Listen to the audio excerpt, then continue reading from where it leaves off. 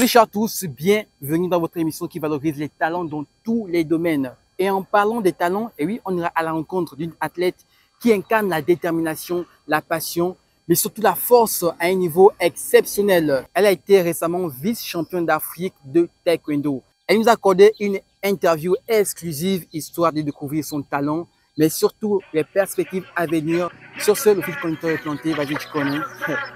Let's go.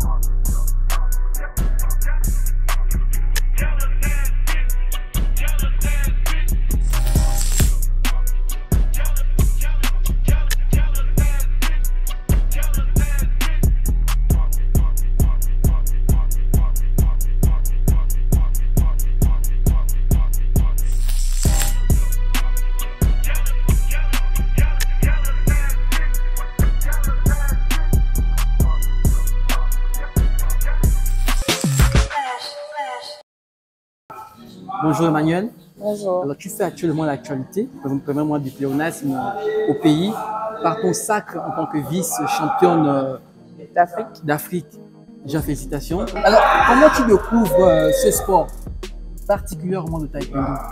C'est parti de quoi en fait? Déjà j'aime beaucoup les sports, particulièrement le football. Mais le football? Oui. Ah ouais. J'étais à fond dans le football au quartier, j'étais vraiment accro. Mais mon papa, Egezi Emmanuel, il n'approuvait pas. Donc le club de... Et lui faisait quoi, ton papa? Lui c'est le football. Il a une association de football, mais moi il a carrément bloqué. Il ne voulait pas. Okay. Donc dans le club du quartier, quand il rentrait les soirs, il voyait vers 17h par là des jeunes s'entraîner. Et il nous a proposé si on voulait y aller. Au départ, c'était pour mon petit frère. Okay. Mais comme il était encore trop jeune, il m'a demandé si je voulais y aller. J'ai dit oui et puis c'est là que c'est parti. Et là, c'est parti. Le déclic dans le taekwondo, c'est parti de là en fait. Oui. Est-ce qu'il y a eu déjà des pionniers qui t'ont peut-être influencé de manière anonyme comme ça, quand tu les regardais? Non. Okay. Tu n'as pas eu vraiment des influences externes, même internes, ceux qui pratiquaient ce sport? Non. Je le découvrais et je ne connaissais vraiment rien de ça, je ne connaissais personne. Quelles ont été tes impressions lorsque tu as découvert cette passion qui est le taekwondo? C'était devenu une drogue. C'était devenu une drogue. Ah ouais. Parce que dès que je finis l'école, je m'entraîne. Si je n'ai pas cours, je m'entraîne. Ah ouais. C'était tous les jours et le club n'était pas... Il fallait prendre un taxi. Le nom du club, c'était lequel? Razorback. Okay. En 2011, c'est là où j'ai commencé à Razorback en Dorian avec le maître Don Arsène Lansky. Okay. Merci monsieur pour nous avoir offert cette championne. Et le club n'était pas loin de la maison. Je n'avais pas besoin de prendre un taxi pour y aller. Donc dès que je suis libre, il est là à la maison, on s'entraîne. Quels ont été les principaux défis que tu as eu à surmonter pour arriver au niveau où tu es en fait? Des défis, je dirais d'abord des objectifs. Okay. Parce que partant de la ceinture blanche, il fallait avoir des objectifs, c'était passer des grades, ceinture jaune, bleue, jusqu'à la noire. Et quand je suis arrivée à la noire, je me suis fixée comme objectif d'être à l'équipe nationale. J'ai été appelée à l'équipe nationale. Après, je me suis dit, l'équipe nationale, ma première sortie, il faudrait que je ramène une médaille. Donc, je suis championne d'Afrique centrale 2014. Super. Et après, j'ai continué à me fixer des objectifs. Le passage à chaque ceinture, de la blanche jusqu'à la noire, en fait, est-ce que c'est rude? Est-ce qu'il faut surmonter des épreuves assez difficiles? Je dirais oui. Oui, parce que du club où je viens, on ne fait pas que du sport ou pratiquer, non. Il y avait également de la théorie. Ça veut dire, on nous apprend des leçons, ce que c'est que le taekwondo, d'où ça vient, qui l'a inventé, qui l'a créé. Donc il y avait des parties théoriques qu'il fallait bien sûr réussir et la partie pratique. Peux-tu nous décrire ta routine d'entraînement? Comment ça se passe chaque jour? Ma routine, le matin, Les matins, généralement, c'est fluide. C'est un petit footing de 30-35 minutes. Étirement, vraiment. Quel itinéraire que tu fais souvent? Je pars de la maison, on va dire 1 km, 2 km, 3 1 km et demi. Aller-retour, ensuite étirement à fond parce que quand on reste un peu sans rien faire, c'est compliqué pour nous. Donc étirement, je me repose. Si je n'ai rien de prévu, je suis à la maison, je récupère, je dors. J'aime beaucoup dormir. Je dors beaucoup. Donc je dors et le soir, 16h30, je quitte la maison pour le club. Quand je viens au club, étirement, petit échauffement et j'attends le coach. Et est-ce que tu es encadré par un coach qui suit vraiment différentes étapes d'entraînement, de training? Non, pas encore. Pas encore. Non. En fait, là, tu fais ça seul, en fait. Bon, je dirais que j'ai quelqu'un pour me guider, mais c'est pas encore tout à fait suivi à la lettre. Quels sont les moments les plus mémorables de ta carrière sportive, si je peux le dire ainsi?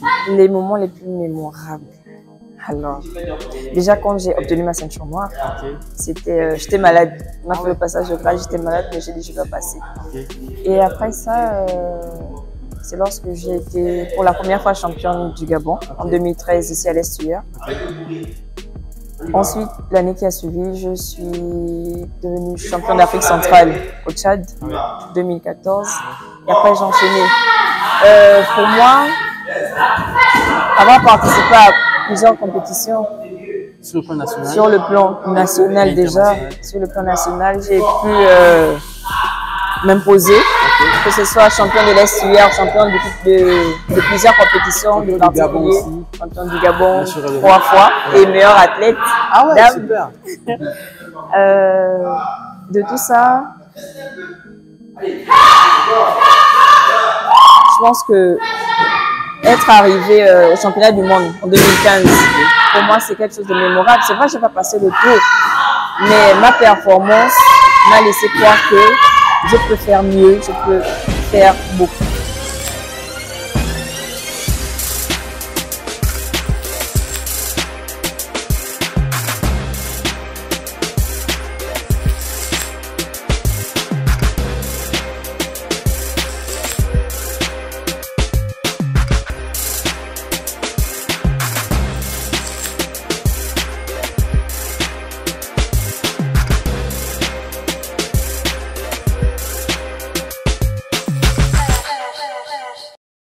Comment gères-tu la pression lors des différentes compétitions, que ce soit sur le plan national et même international? Déjà, la pression, elle n'est pas toujours la même, mais c'est quand même une pression, c'est quand même un stress. Donc, que ce soit sur le plan national ou international, je reste concentrée. Mais comment je gère mon stress? Exact, c'est ce qu'on veut savoir. J'embête les autres, je taquine. J'écoute de la musique. À un moment, je rentre dans ma coquille. Je ne dis plus rien. C'est la phase où on a déjà lancé mon combat. Donc, pour déstresser, je peux être là allongé sur le tapis. J'écoute de la musique ou j'embête les autres. On raconte, voilà. Ou je danse. Ça dépend de... Et les danses, quel type de danse? Bah, ça dépend de la musique. La jam, je sais pas, du bolo. Même de la rumba. La rumba. Alors, tu as parlé de musique aussi. C'est quoi la playlist d'Emmanuel? L'oiseau rare, je suppose, et Boloko, et les artistes un peu mainstream, ou bien... C'est de la musique de chez moi. C'est de la musique de chez moi, que ce soit même Baponga. Exactement. Ils sont là, big up à eux. Et voilà. Quel conseil peux-tu donner aux jeunes athlètes qui veulent aspirer à devenir comme toi? Pour mes jeunes frères et sœurs, pour les jeunes athlètes, pour même ceux qui sont déjà dans l'art depuis, ce que je peux procurer comme, ce que je peux donner comme conseil, c'est d'être rigoureux. Il faut aimer ce qu'on fait, il faut s'aimer, parce qu'on peut avoir un défaut et pratiquer un sport, ça peut être un frein à ce qu'on veut, à notre évolution. Donc, je recommande vraiment à mes jeunes frères, à ces athlètes-là, d'être conscients de leur potentiel, de savoir ce qu'ils veulent, où ils veulent arriver, où ils veulent aller, et de mettre les moyens, que ce soit financier, que ce soit matériel, un suivi pour pouvoir y arriver. Donc, vraiment croire en soi et aller de l'avant. Est-ce que tu t'es vraiment investi en termes de moyens? ton club a mis des moyens, tes parents ont mis des moyens. Est-ce que tes parents crient d'abord en toi? Vas-y, est-ce que tu montes cette étape?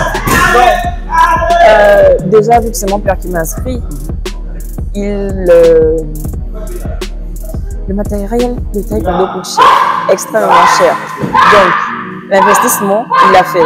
S'il fallait dépenser 70 000, 75 000, 80 000 pour m'acheter le matériel, il l'a fait. Ton père le faisait en fait. Oui. Très bien. Il suffisait que je demande Ok.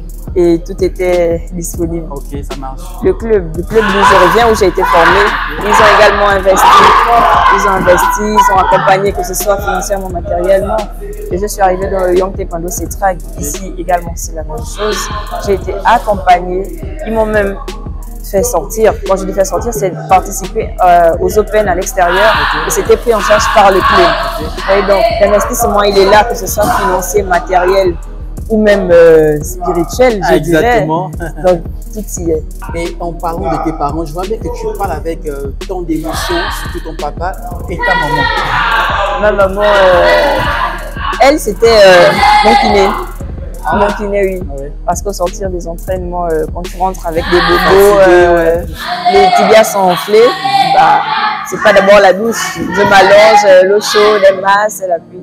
Ma maman, elle est là, elle m'accompagne partout, que ce soit en prière, que ce soit physiquement, que ce soit matériellement. Elle est là. C'est un peu comme mon ombre, qu'on ne voit pas. Ma mère, elle est très présente. C'est vrai que je ne parle pas beaucoup d'elle, mais elle est très présente. Ok. Bisous maman. En gros, merci maman. Alors, quel message ta famille, ton père et ta mère t'ont donné, histoire de te booster, histoire de surmonter différentes épreuves que tu vas rencontrer dans ton sport? Ma mère, elle m'a toujours dit le temps de Dieu est le meilleur. Parce que à un moment, je voulais lâcher, mais elle m'a dit c'est ce que j'aime, c'est ce que j'aime faire. Donc ne lâche pas, persévère, on est là avec toi. Et papa, pas très bavard, mais par ses actions, je sais qu'il me soutient, il me soutenait. Et voilà. Donc, ton expérience en tant que vice-championne a-t-elle influencé ta vie quotidienne? Est-ce que ça a changé en fait? Tu n'es plus la même, les gens te voient plus comme avant. Bien, tout est naturel, tout est pareil. Ce titre a beaucoup influencé mon quotidien parce que dès que j'arrive, les gens sont à carreau, mais je reste la personne qu'ils ont connue. Ça ne change pas à Torah que je suis. Voilà. Donc, ce titre, en fait, ça a apporté beaucoup de changements vis-à-vis des autres. Comment ils se comportent maintenant avec moi, c'est vraiment plus la même chose. Il y a beaucoup de changements. Souvent, ça me gêne, mais après, je comprends que le titre que j'ai fait en sorte que certaines personnes se comportent autrement avec moi, soient plus respectueuses, voilà. Anina, est-ce que tu accordes une importance à la mentalité? On sait bien que dans le domaine sportif, la mentalité compte beaucoup en fait. Quand tu n'as pas une mentale assez féroce, tu ne peux pas surmonter les épreuves. Comment toi tu accordes cette mentalité dans ces sports? Bon, déjà, c'est la base, d'accord? Quand je dis la base, il faudrait que le club dans lequel un athlète évolue, qu'il soit mis face à des situations qui puissent forger son mental. Et moi, je suis passée par là. Du club d'où je reviens, il y avait beaucoup de filles, d'accord? Et plus le maître forçait l'entraînement, plus j'étais debout. Lui, il se disait, mais non.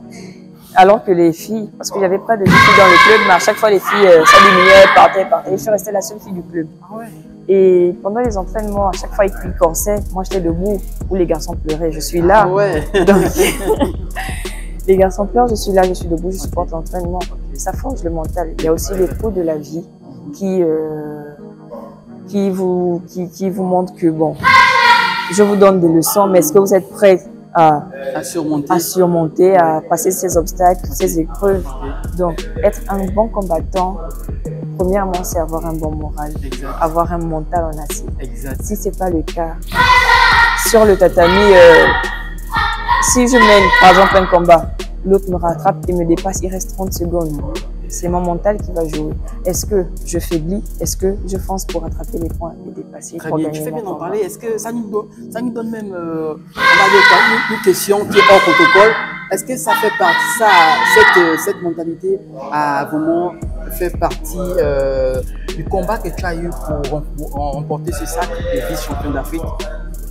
Oui, parce que, comme on le disait, avec l'absence du matériel qu'il faut ici au niveau du Gabon, on se dit, on va partir, mais est-ce qu'on peut?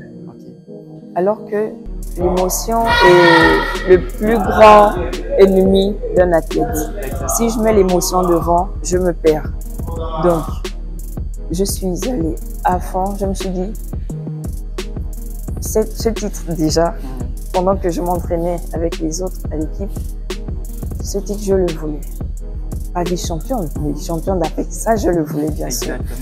Mais pour l'avoir, qu'est-ce qu'il faut? Il faut foncer. Il faut foncer.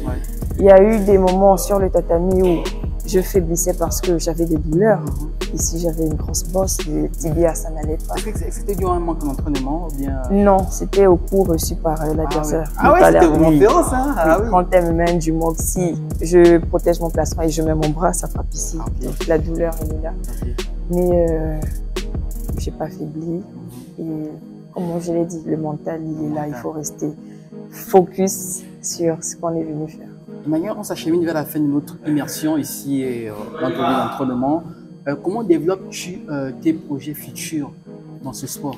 En mars, nous avons les Jeux africains. Déjà, il faudrait que... Non, il ne faudrait pas. Je pars pour rester sur le podium. Parce que je sais que je suis très attendue. Et mes entraînements, je les ai repris à fond. Donc, on a les Jeux africains.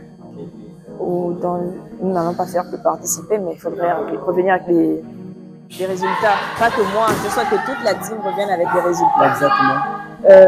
Après les Jeux africains, il y a des Open quand même pour rester en jambes avant l'échéance finale. Et nous avons bien sûr les Jeux olympiques de Paris 2024 où l'objectif ne serait pas que de participer, mais de revenir avec un très beau résultat. Et pour le moment, c'est ce que je peux vous donner comme projet, parce que le reste... c'est dans les tiroirs, comme on dit. Je ne peux pas terminer cette émission sans pourtant faire recours à Anthony Obam. C'est le pionnier par rapport au sac au JO. Est-ce qu'il t'a donné un message lorsqu'il a appris que tu es vice-champion d'Afrique et qualifié au JO en fait? Alors, avec Anthony, je fréquente Anthony depuis 2014. Et les messages, c'est tous les jours en fait. Voilà. Ce n'est pas seulement parce que je suis devenue vice-champion d'Afrique pour qualifier olympique, non. Anthony, il conseille beaucoup, il appelle beaucoup, on s'écrit beaucoup, on se taquine beaucoup. C'est un grand frère et il m'accompagne. Donc, pour les échéances ou pour les résultats que j'ai pu faire, il a toujours été présent, il a participé en donnant ses conseils qui ont été très bénéfiques et qui m'ont poussé vers l'avant, qui m'ont boosté, qui ont motivé. Donc Anthony, bien sûr, c'est de la motivation, c'est un exemple, c'est une référence. Exactement. Voilà, donc Anthony Obam Girl, je suis. Merci Emmanuel, on a été honoré de nous avoir accordé cet entretien immersif. Bonne continuation et ramène-nous ce sac au JO comme je peux dire ton père ou bien ton grand frère Anthony Obam. Le Gabon est fier de toi et bonne continuation. Bah écoutez, aujourd'hui, on va dire que Manuela Toura, c'est la fierté du taekwondo gabonais, surtout en cas des filles. On va dire que c'est la première dame qualifiée pour les Jeux Olympiques et nous sommes très fiers. Et moi, encore plus en tant que son entraîneur et son encadreur. Alors pour conseil, aujourd'hui, Emmanuela est qualifiée pour les Jeux Olympiques. Elle a franchi une étape, mais nous sommes à 50% de l'objectif. Donc nous sommes fiers d'elle, la nation est fière d'elle. Et le Young Taekwondo Setrak est fier d'elle. Alors aujourd'hui, le Young Taekwondo, par ma voix et celle du coach Nse Ouattara, On est très fiers du parcours d'Emmanuela. Elle vient quand même de loin et aujourd'hui, ce qu'elle a réalisé, c'est plus qu'une performance. Et donc, il faut vraiment saluer ça. Et nous, qui sommes ses coéquipiers, qui avons fait tout le chemin avec elle, on est très fiers et très contents de l'avoir allée au JO. C'était Emmanuela Tora Eyebe dans l'émission Exprime ton talent sur Gabon Première. Je fais un coucou à mon fils, Liam Eden, à mes parents, à monsieur le ministre André-Jacques Augan, à monsieur le président de la transition, Brice Potter Olivier Dema, à mon club, le Young Taekwondo Setrag, à toutes ces personnes qui m'accompagnent, à mes coéquipiers de l'équipe nationale, à tout le peuple gabonais. Bastille 3.0. Ciao!